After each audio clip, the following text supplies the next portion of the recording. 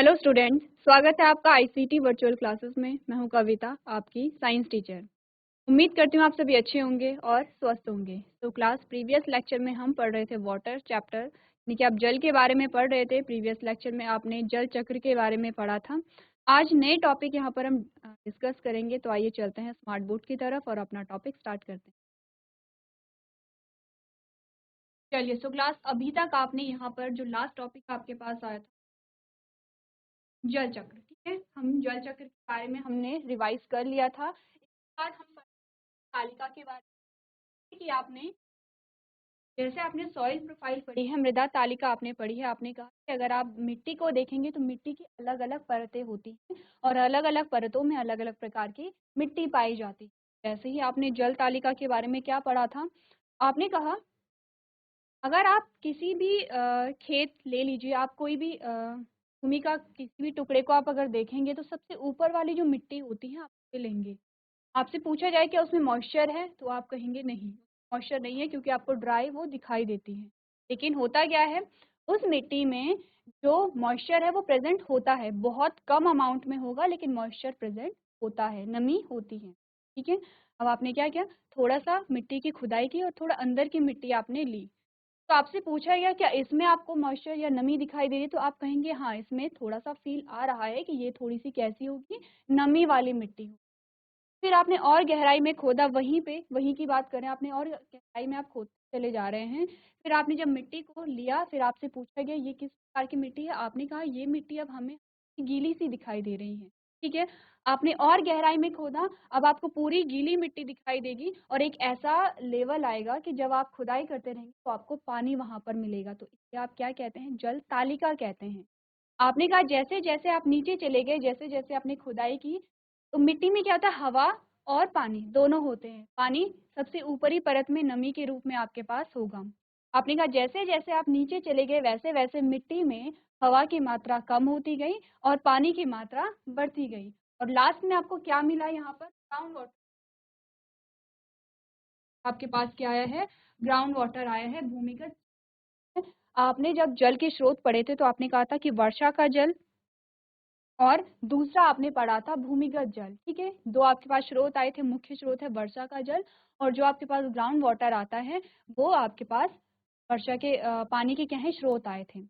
अब आपने कहा था कि जब यहाँ पर क्या होगी, जब यहाँ पर क्या होगी, वर्षा होगी, तो क्या होगा, आपका जो ग्राउंड वाटर है वो चार्ज होता रहता है। समझ रहे हैं आप चार्ज कैसे होता है, जैसे आप अपने फोन को चार्ज करते हैं वैसे ग्राउंड वाटर भी यहाँ पर चार्ज होता है। कैसे होता है, आपने कहा कि आप क्या करते हैं, हैंडपंप का यूज करते हैं, बोरिंग आप कर रहे हैं, तो आप क्या करते हैं, जमीन से पानी को निकाल रहे हैं, पानी का यूज कर रहे हैं, ठीक है। अब ऐसा नहीं है कि आप पानी को कितना भी यूज कीजिए पानी खत्म नहीं होगा, जो ग्राउंड वाटर है वो क्या होता है, खत्म होता है। लेकिन साथ साथ में वर्षा आती रहती है, टाइम टू टाइम यहाँ पे आप देखते हैं कि बारिश होती रहती है, और ये बारिश का पानी अपने लास्ट जो आपने यहाँ पर देखा था जल चक्र में, लास्ट टॉपिक, इस वर्षा के पानी का संग्रह होता है और ये फिर से जो ग्राउंड वाटर होता है वो फिर से भरने लग जाता है। इसी को आप क्या कहते हैं कि आपका जो ग्राउंड वाटर है वो चार्ज यहाँ पर हो रहा है। ये बात हुई जल तालिका की। क्या होता है सूखा, सिंपल सी बात है। आपने कहा पानी की कमी हो जाना सूखा है, ठीक है। आपने क्या कहा, पानी की कमी हो जाना सूखा है। लेकिन आपको एक इमेज यहाँ पर दिखाई दे रहा है, आप देख रहे हैं तो मिट्टी मिट्टी में दरारें यहाँ पर पड़ गई हैं, ठीक है। आपको यहाँ पर क्या दिखाई, अब आप इस प्रकार के सूखे को कैसे डिफाइन करेंगे। आपने कहा किसी भी भाग में या किसी पर्टिकुलर एरिया में अगर 2 से 3 वर्ष तक या 1 से 2 वर्ष तक वर्षा नहीं होती, लगातार वहाँ पे बारिश हुई ही नहीं है, तो इस स्थिति में क्या होगा, वहाँ पर जो वेजिटेशन होगी वो पूर्ण रूप से खत्म होने लगेगी। जो पेड़ पौधे होंगे वो सूखने लगेंगे वहाँ पर, ठीक है। जब पेड़ पौधे सूखने लगेंगे, मिट्टी सूखने लगेगी, तो मिट्टी में कोई भी वेजिटेशन आपको नहीं दिखाई देगी, वहाँ पर कोई भी ग्रोथ आपको नहीं दिखाई दे रही, प्लांट्स वहाँ पर नहीं पाए जा रहे हैं। तो इस प्रकार की स्थिति को आप क्या कह रहे हैं कि सूखा पड़ गया है। तो यानी हुआ क्या, यहाँ पर 1 से 2 वर्षों तक बारिश हुई ही नहीं होगा तो क्या होगा। आपने कहा कि अगर हमें कहीं पर आप जीवन को ढूंढते हैं, पाया जा रहा है, तो उसके पानी ज़्यादा इम्पोर्टेंट, क्यों पानी इंपॉर्टेंट है? क्योंकि अगर जीवन पाया जाएगा तो इसका मतलब वहाँ पे प्लांट्स भी पाए जा रहे हैं, वहाँ पे क्या है, अदर एनिमल्स भी पाए जा रहे हैं, और उन सब के लिए कौन जिम्मेदार है? वहाँ पर पानी पाया जा रहा है, इसलिए ये सारी चीजें आपको वहाँ पर को मिल रही है।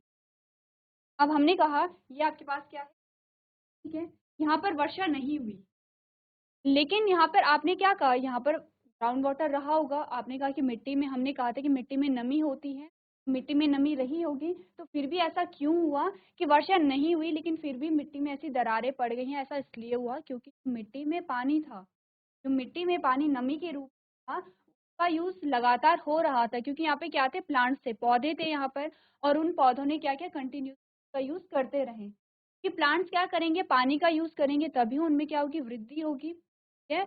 और क्या हुआ, एक टाइम ऐसा आया कि जब इस मिट्टी में पानी की मात्रा बिल्कुल खत्म हो गई, जब पानी की मात्रा खत्म हो गई तो अब क्या हुआ, धीरे धीरे जो डेथ होनी शुरू हो जाएगी, यानी कि प्लांट, पेड़ पौधे वहां पर सूखने लग जाएंगे।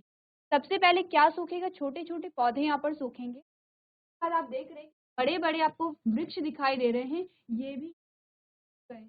इस स्थिति को आप क्या कहेंगे, आपने कहा पढ़ना, क्या कहा, यदि किसी स्थान पर एक वर्ष या उससे अधिक समय तक वर्षा नहीं होती तो मिट्टी वाष्पीकरण द्वारा अपना जल खो, ठीक है।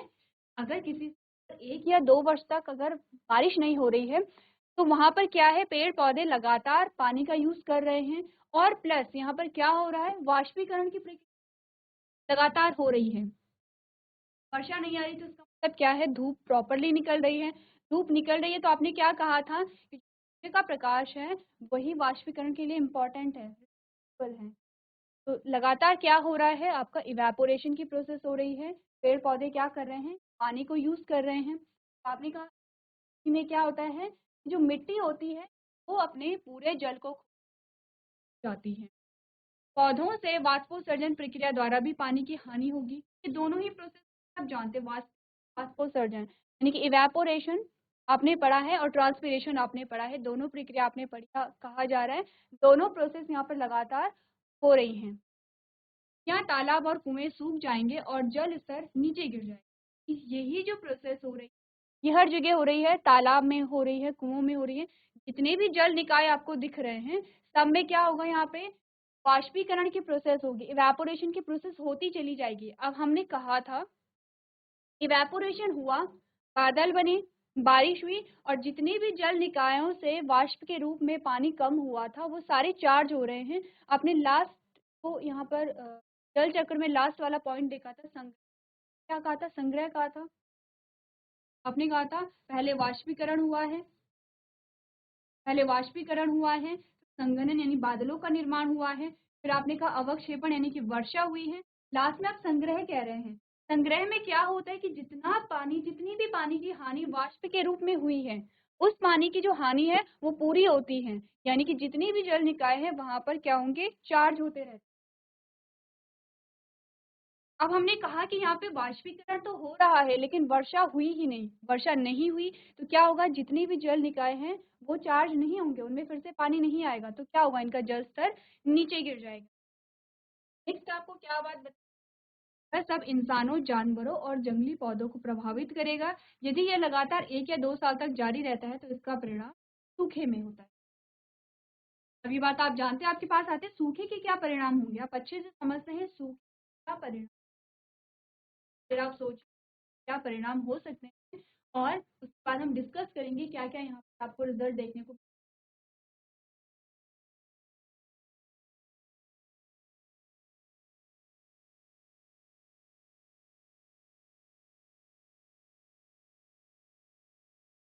चलिए अब बात करते हैं सूखे के क्या परिणाम आपके पास आते हैं। आपने कहा सबसे पहले तो आप ये जानते हैं कि पानी हर एक लिविंग ऑर्गेनिज्म के लिए इम्पोर्टेंट, ये भी जीवित है, पानी इम्पोर्टेंट। तो शुरुआत करेंगे हम कहाँ से, प्लांट से। देखिए जब भी आप बात करते हैं जीवन की तो हम सबसे पहले पढ़ते हैं पादपों के बारे में, करते हैं यहाँ पर जीवों के बारे में। तो प्लांट्स की बात करते हैं, आपने कहा कि हमारे भोजन का जो मुख्य स्रोत है वो है क्या, आपके पादप। हम अपने भोजन को कहाँ, ने कहा पादपों से ग्रहण करेंगे, ठीक है। बात करें अगर अपनी, तो हमारा भोजन आता कहाँ से है, आपने कहा पादप से आता है, ठीक है। अब अगर आपसे कहा जाए कि पादपों का भोजन कहाँ से, तो आपने कहा पादपों का जो भोजन है उसके लिए हमें 4 चीजें चाहिए होती हैं, यानी पादपों को 4 चीजें चाहिए। पादपों को कौन कौन सी वो 4 चीजें चाहिए होती हैं अपने भोजन को बनाने के लिए? आपने कहा सबसे पहले तो चाहिए सूर्य का प्रकाश,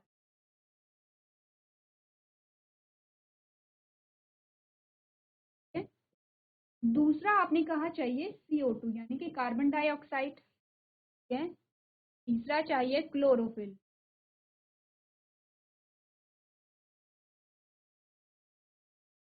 चौथा चाहिए जल। ये बात क्लियर है? हमने क्या बात की, हमने कहा कि जो हमारा भोजन, भोजन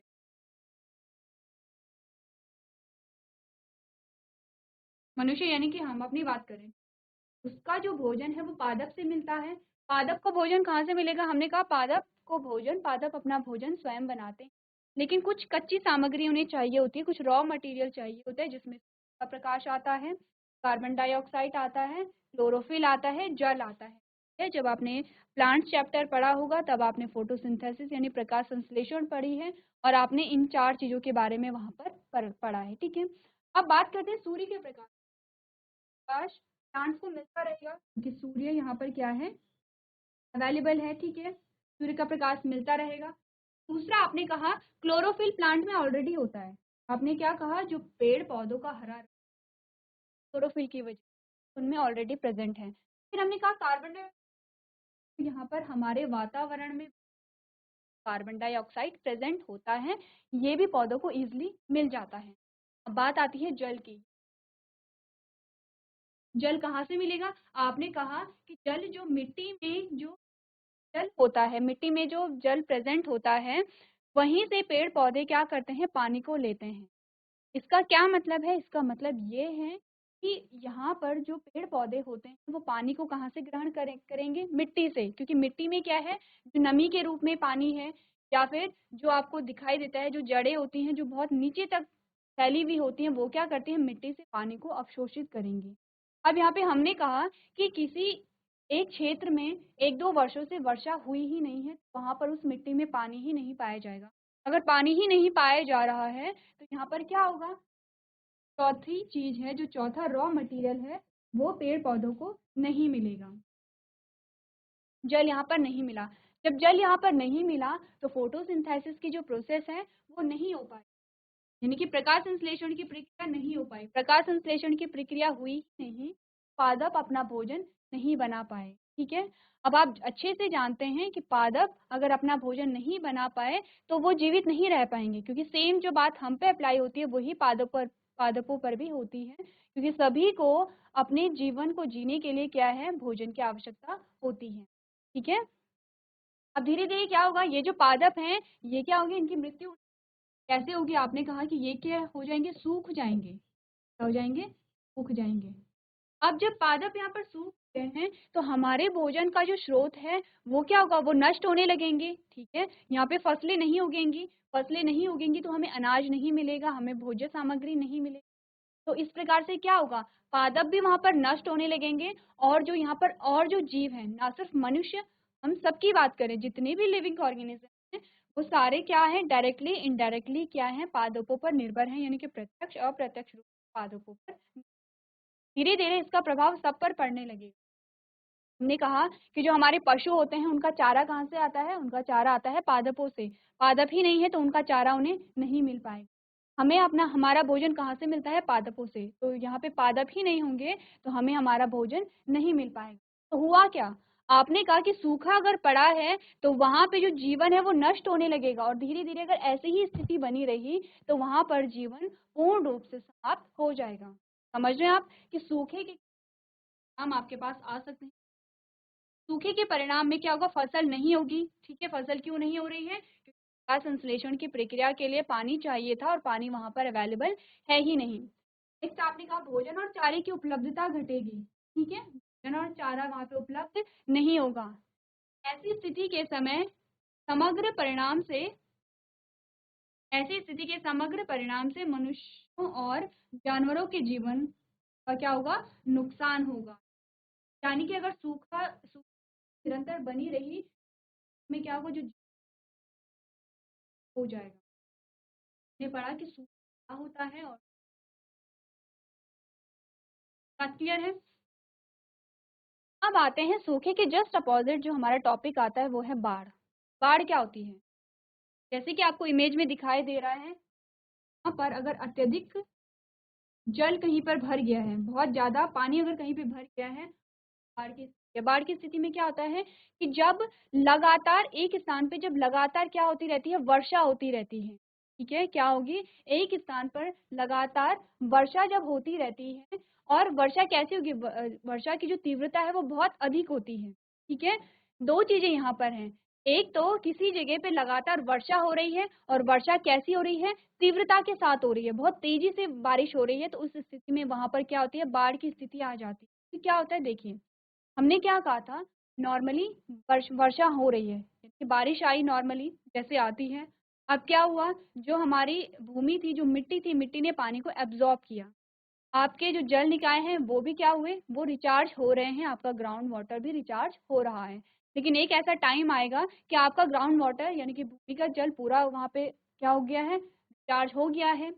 आपके जो जल निकाय हैं वहां पर भी पूरा पानी हो गया है, लेकिन फिर भी बारिश क्या हुई है, बारिश फिर भी बनी हुई है उसी तीव्रता के साथ। ठीक है, तो क्या होगा, एक्स्ट्रा पानी आपके पास आ जाएगा, यानी कि वो इतना पानी हो जाएगा कि मिट्टी अब उसे एब्जॉर्ब नहीं कर सकती है। में क्या होगा, जो पानी है वो भरने लगेगा। पानी भरने लगेगा तो क्या होगा, एक बाढ़ आपको वहां पर देखने को मिलेगी, जैसे कि आप इमेज में देख सकते हैं। कैसे आप डिफाइन, आपने कहा लगातार बारिश की स्थिति में नदियों, झीलों और तालाबों का जल स्तर बढ़ जाएगा। ठीक है? लगातार बारिश की स्थिति में जिससे जितने भी जल निकाय हैं उनका जल स्तर बढ़ जाता है। ठीक है? आपने क्या कहा, सतह पानी से भर जाती है, जिसके परिणाम स्वरूप बाढ़ आएगी। मिट्टी की सतह भर जाएगी, क्योंकि मिट्टी ने जितना पानी एब्जॉर्ब करना था वो कर चुकी है। अब इससे ज्यादा पानी का एब्जॉर्प्शन वहां पर नहीं हो सकता। क्या होगा, जो मिट्टी की सतह है वो पूरी पानी से क्या हो जाएगी, भर जाएगी। बाढ़ के परिणाम क्या क्या होते हैं वो आपको यहाँ पर बता रखे हैं। आपने कहा क्या परिणाम होंगे, जब मिट्टी में पानी की अधिकता हो जाती है तो मिट्टी में मौजूद हवा उससे बाहर निकल जाती है। आपने क्या पढ़ा था जब आप जल तालिका पढ़ रहे थे, आपने क्या कहा था कि मिट्टी में, अगर मिट्टी की ऊपरी सतह आप देखेंगे तो उसमें वायु के साथ साथ जल भी होता है नमी के रूप में। ठीक है, क्योंकि क्या होते हैं, मिट्टी में बहुत सारे माइक्रो ऑर्गेनिज्म होते हैं, बहुत सारे क्या होते हैं, छोटे छोटे जीव होते हैं, जिन्हें की क्या चाहिए होती है, वायु की आवश्यकता होती है। ठीक है, अब अगर क्या हुआ, पानी वहां पर भर जाता है, उस मिट्टी में पानी भर जाता है, तो क्या हुआ कि जो वायु थी वो बाहर निकल जाती है। वायु बाहर निकल गई तो मिट्टी में जो सूक्ष्म जीव थे उनकी क्या होगी, मृत्यु हो जाएगी, क्योंकि उन्हें वायु की आवश्यकता है। और वो सूक्ष्म जीव जिनकी वहां पर मृत्यु हो जाती है वो मिट्टी के लिए इम्पोर्टेंट होते हैं, क्योंकि ये मिट्टी की उपजाऊ क्षमता को बढ़ा रहे हैं। ठीक है, क्या बात हमने की, क्या होता है उपजाऊ क्षमता, हमने कहा किसी मिट्टी में कितनी अच्छी फसल हो सकती है, वो उसकी उपजाऊ क्षमता। जैसे कि अगर हमने कहा कि किसी मिट्टी में बहुत अच्छी फसल उग रही है, ठीक है, आपको बहुत अच्छी पैदावार मिल रही है, तो आपने कहा इसकी उपजाऊ क्षमता अधिक है। उपजाऊ क्षमता यानी कि उपजाने की क्षमता, फसल को उपजाने की जो क्षमता होती है उसी को आप उपजाऊ क्षमता। अब ये जो उपजाऊ क्षमता है, इसके लिए मिट्टी में बहुत सारे सूक्ष्म जीव होते हैं, जो कि क्या करते हैं, मिट्टी की उपजाऊ क्षमता को बढ़ाते हैं। अब हमने कहा कि मिट्टी की सतह में पानी भर गया है, और पानी भरने की वजह से जो वायु है वो निकल गई है, तो इसमें क्या होते हैं, जो वहां पर जीव होंगे वो वहां पे नष्ट होने लगते हैं, और मिट्टी की उपजाऊ क्षमता कम हो जाती है। मिट्टी के अंदर रहने वाले जीव भी इसमें बाहर निकल आते हैं। दूसरा, भारी वर्षा से बाढ़ के कारण फसलों को नुकसान भी होगा, क्योंकि अगर किसी खेत में पूरा पानी भर गया है तो क्या स्थिति आएगी, आपने कहा कि वहां पे फसल सड़ जाएगी। ठीक है? आपको क्या बताया गया था कि प्लांट जितना पानी एब्जॉर्ब करते हैं उतने पानी का उपयोग नहीं करते, एक्स्ट्रा पानी को क्या करते हैं, वहाँ पर उनमें वाष्पोत्सर्जन की प्रक्रिया होती है, ट्रांसपिरेशन की प्रोसेस होती है, पानी को बाहर निकाल देते हैं। लेकिन क्या होगा, अगर चौबीसों घंटे जो पेड़ पौधे हैं वो पानी में ही डूबे हुए हैं, तो इसमें क्या होगा, जो वहां पर आपकी फसल होगी वो वहां पर सड़ जाएगी, और वहां पर क्या होगी, पूरी फसल बर्बाद हो जाएगी। ये तो है दूसरा परिणाम। अब आपके पास आते हैं बाढ़ के लिए जिम्मेदार क्या क्या कारक हैं, क्यों यहाँ पर बाढ़ आई है। सबसे पहला कारक होता है वर्षा की तीव्रता और अवधि। ये इंपॉर्टेंट है, सबसे ज्यादा इंपॉर्टेंट आपका ये है कि वर्षा की, देखिए बाढ़ क्या होती है, आपने कहा कहीं पे बहुत वर्षा आई 1 घंटे, ऐसा नहीं, बाढ़ आ गई। या फिर आपने कहा कि वहां पर 2 दिनों तक वर्षा हो रही थी बहुत धीमी गति से, वहां पर बाढ़ आ गई, कभी नहीं होगा। बाढ़ आने के 2 रीजन होते हैं। वर्षा एक तो बहुत लंबे टाइम तक हो रही है, बारिश बहुत लंबे टाइम तक हो रही है और बहुत तेजी से हो रही है, दोनों चीजें एक साथ हो रही हैं, दोनों चीजें एक साथ हो रही हैं। बहुत तेजी से बारिश हुई और बहुत टाइम तक हुई, बहुत दिनों तक होती जा रही है, क्या होगा कि वहां पर जो पानी है वो अब एब्जॉर्ब नहीं होगा मिट्टी। दूसरा आपने कहा कि मिट्टी की स्थिति किस प्रकार की है, की स्थिति से क्या मतलब है, मिट्टी अलग अलग प्रकार की हमारे पास होती है, ठीक है। कुछ ऐसी मिट्टी होती है कि जो पानी को बहुत ज्यादा एब्जॉर्ब कर सकती है, कुछ ऐसी मिट्टी होती है जो कम एब्जॉर्ब करती है, ठीक है। तीसरा आपको बताया गया है पर पेड़ पौधों की उपस्थिति कितनी है, कि क्या हुआ, अगर आप देखेंगे किसी क्षेत्र में बहुत ज्यादा पेड़ पौधे हैं तो वो मिट्टी को जकड़ करके रखते हैं। इन केस वहां पर बाढ़ आ भी जाती है तो यहाँ पर मिट्टी का कटान नहीं होता है, पानी ऊपर ही ऊपर बह जाता है, आपकी मिट्टी एज इट इज वहां पर रहती है। प्लस क्या होता है, वहां पर पानी का एब्जॉर्प्शन भी ज्यादा होता है, क्योंकि पेड़ पौधे वहां पर हैं तो पानी का भी ज्यादा। इसी के अपोजिट अगर हमने कहा किसी क्षेत्र में पेड़ पौधे ही नहीं है तो क्या हुआ, बाढ़ आई, और बाढ़ जब आई तो उसने इजिली पानी को मिट्टी को क्या कर दिया, मिट्टी का कटान कर दिया है। कटान कैसे किया, जैसे जैसे बाढ़ आती है वैसे वैसे वो क्या करती है, अपने साथ मिट्टी को बहा करके लेके चली जाती है, और आप देखते हैं कि वो एरिया क्या हो जाता है वहां पर, वो एरिया वहां पर पूरी तरीके से बर्बाद हो जाता है, फसलें वहां पर क्या होती है, फसलों को नुकसान पहुंच। तो आपके पास क्या क्या है, बाढ़ क्या होती है, बाढ़ के क्या क्या परिणाम होते हैं, और बाढ़ के लिए जिम्मेदार कौन कौन से कारक होते हैं। आपके पास यहाँ पर 3 कारक आए हैं। पहला कारक आया है वर्षा की तीव्रता और अवधि, दूसरा है मिट्टी की स्थिति कैसी है, और तीसरा है कि उस स्थान पर पेड़ पौधों की उपस्थिति कितनी है, उस पे भी क्या करता है, निर्भर करता है बाढ़ आएगी या नहीं आएगी, ठीक है। तो इम्पोर्टेंट जो पॉइंट है उसे आप अपनी कॉपी में नोट।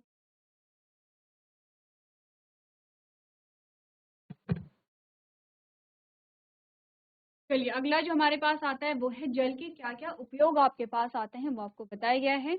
ये आप अच्छी तरीके से समझते हैं जल के हमारे पास क्या क्या उपयोग, क्या करेंगे जब भी जल के उपयोग आपके पास आते हैं तो आप इमेजिन करेंगे सुबह उठ के आपने ऐसे कौन कौन से काम किए हैं जिनमें आपने पानी का यूज किया है, और आपको आपके आंसर इजिली मिल जाएंगे। आपने कहा पानी के क्या क्या उपयोग,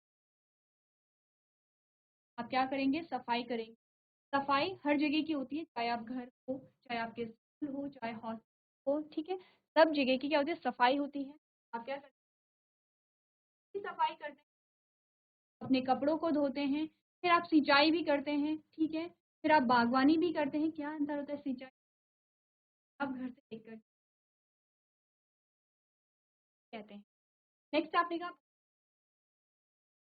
के लिए आप पानी का यूज करेंगे। आपने कहा बिजली पैदा करने के लिए भी पानी का ही उपयोग होता है। आपने कहा जो उद्योग होते हैं उनमें किस प्रकार का उद्योग है वहाँ पानी का उपयोग होता है। आपने कहा मनोरंजन, जैसे कि तैराकी, आप स्विमिंग करते हैं, पानी से आप खेलते हैं, ये सारे कुछ आपके पास क्या आते हैं, पानी के अलावा अगर आपको कुछ और यूजेस लग रहे हैं तो वो आप क्या कर सकते हैं, ऐड कर सकते हैं। तो आपने करना क्या है, पानी के उपयोगों को आपने अपनी कॉपी में नोट।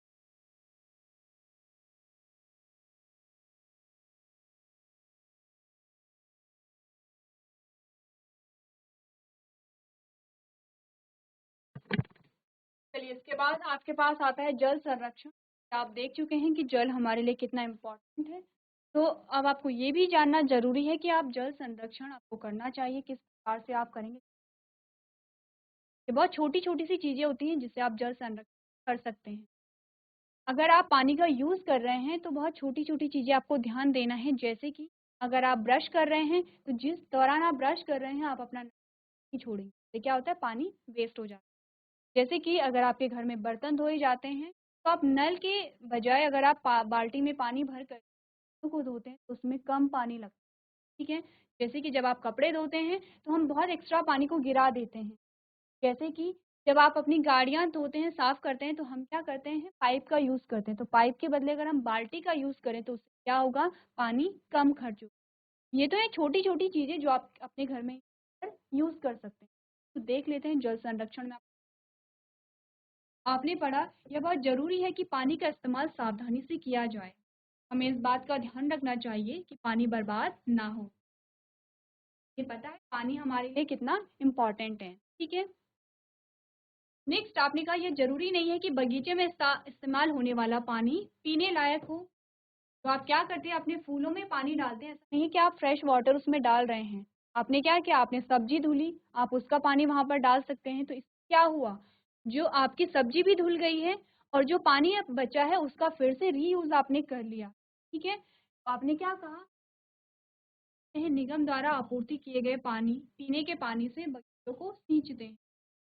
हमें बागवानी के लिए उस पानी का उपयोग करना चाहिए जो कि रसोई में पहले से ही सब्जियों और फलों आदि को धोने के लिए किया जा रहा है।